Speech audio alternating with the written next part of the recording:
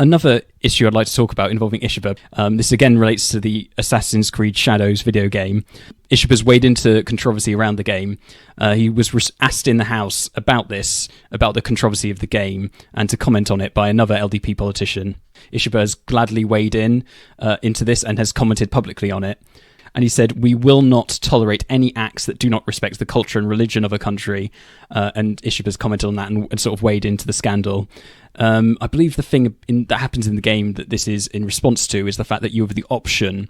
I don't know if it's part of a story at any point. I think it's as far as I'm aware, I haven't played the game. It's like an option. You have the opportunity as you control the character to cause damage within a shrine, a traditional Japanese shrine, which would be seen as very controversial, upsetting.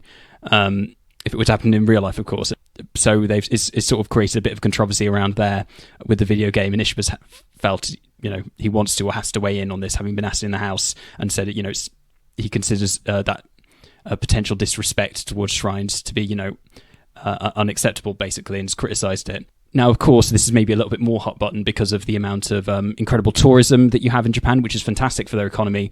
But as I've said on the show in the past, there's been examples of over-touristification, and maybe if you have enough people come in, there's going to be stories, incidents of struggling to cope with the numbers and the odd occasions of disrespect. Like some examples have been, I believe, some tourists in the recent years have carved their name into important shrines and landmarks, and maybe there's instances of people not behaving sort of with the level of respect the Japanese would hope for from visitors and guests. And there's sort of been tension around interaction between the incredible amount of tourists you have in some instances, and so maybe this sort of the story about what's happening within the Assassin's Creed video game Shadows, it sort of is a little bit of a reminder of that, and something that they're sort of Japan is having to deal with at the moment, this sort of incredible amount of touristification.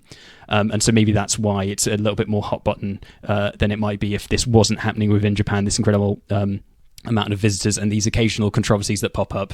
If the game was released in a vacuum, say in perhaps the 1990s, the early noughties, when there wasn't this incredible, wasn't quite the same amount of focus on over touristification and these controversial incidents, maybe there wouldn't be the same reaction. But I suppose it's such that Ishiba has to comment on it now.